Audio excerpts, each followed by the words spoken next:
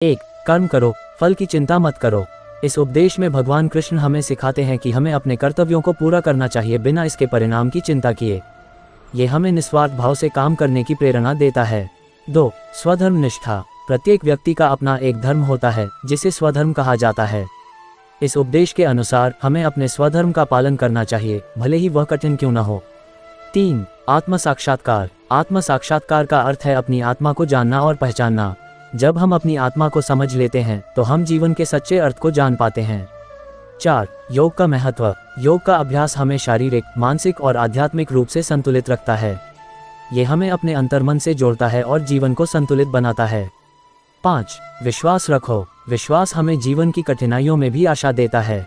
ये हमें अपने लक्ष्यों की ओर अग्रसर करता है और हमें सफलता की ओर ले जाता है। 6. नियंत्रित मन। मन को नियंत्रित करने का अर्थ है अपने विचारों और भावनाओं पर काबू पाना। जब हमारा मन नियंत्रित होता है तो हम अपने कर्मों को भी नियंत्रित कर सकते हैं। 7. त्याग की भावना। त्याग का अर्थ है अपनी इच्छाओं और आसक्तियों को छोड़ देना।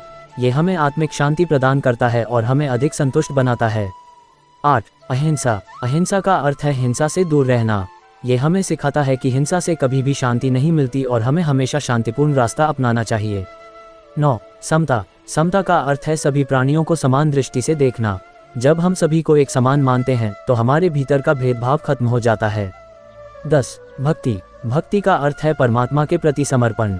ये हमें आध्यात्मिक ज्ञान प्रदान करता है और हमारे जीवन को सार्थक बनाता है। इन उपदेशों को अपने जीवन में उतारकर हम एक संतुलित और सार्थक जीवन जी सकते हैं।